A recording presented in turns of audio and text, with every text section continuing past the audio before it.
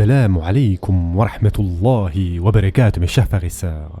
Nous voici arrivés à la fin du mois béni de Ramadan, un mois de jeûne, de prière, de réflexion et de rapprochement d'Allah Azza wa Jal.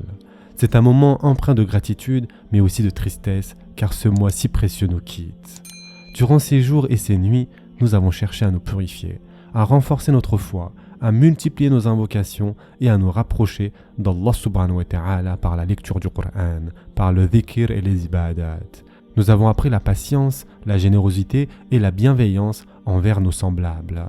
Et Allah Azza wa Jal dit dans le Coran: ô vous qui avez cru, le jeûne vous a été prescrit comme il a été prescrit à ceux qui vous ont précédés, afin que vous atteigniez la piété. Surat al-Baqarah, verset 183. Le Ramadan, mes chers frères et sœurs en islam, est une école spirituelle. Il nous a enseigné l'autodiscipline, l'humilité et l'amour d'Allah Azza wa Jal.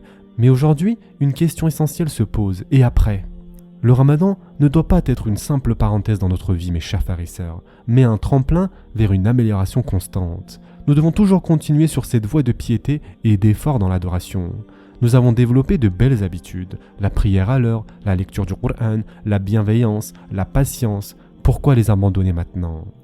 Un aspect fondamental que nous avons renforcé durant ce mois béni est le bon comportement avec les makarimul ahlaq. Le prophète sallallahu alayhi wa sallam a dit: le meilleur parmi vous est celui qui a le meilleur comportement. Et ce hadith a été rapporté par Bukhari et Muslim.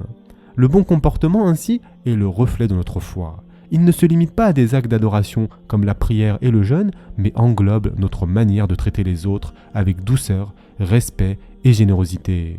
Le Ramadan nous a enseigné la maîtrise de soi. Nous avons appris à réfréner notre colère, à pardonner, à éviter la calomnie et les disputes. Cette maîtrise doit perdurer après ce mois. Nous devons continuer à être des modèles de bienveillance dans nos foyers, dans nos lieux de travail et dans notre communauté. Le prophète sallallahu alayhi wa sallam a également dit: le jeûne n'est pas seulement de s'abstenir de nourriture et de boissons, mais aussi de s'abstenir de paroles et d'actes indécents. Si quelqu'un t'insulte ou te provoque, dis simplement: je suis en train de jeûner. Et ce hadith a été rapporté par Bukhari et Muslim. Ce hadith nous rappelle que la véritable essence du Ramadan n'est pas seulement l'abstinence physique, mais surtout le perfectionnement de notre éthique. Si nous avons réussi à maîtriser notre langue et nos actions durant le Ramadan, alors pourquoi ne pas poursuivre cet effort après ? Mes chers frères et sœurs en islam, le Ramadan est un mois où nos cœurs sont plus sensibles à la foi, où nos âmes sont plus proches d'Allah Azza wa Jal. Et il est important de préserver cet état spirituel même après la fin de ce mois. La spiritualité ne doit pas être un état passager, mais un mode de vie que nous cultivons chaque jour. L'une des clés pour entretenir cette spiritualité est la persévérance dans l'adoration. Il est facile de se relâcher après le Ramadan, mais nous devons nous efforcer de maintenir nos prières, notre lecture du Coran et nos invocations. Le prophète sallallahu alayhi wa sallam a dit: l'action la plus aimée d'Allah est celle qui est régulière, même si elle est minime.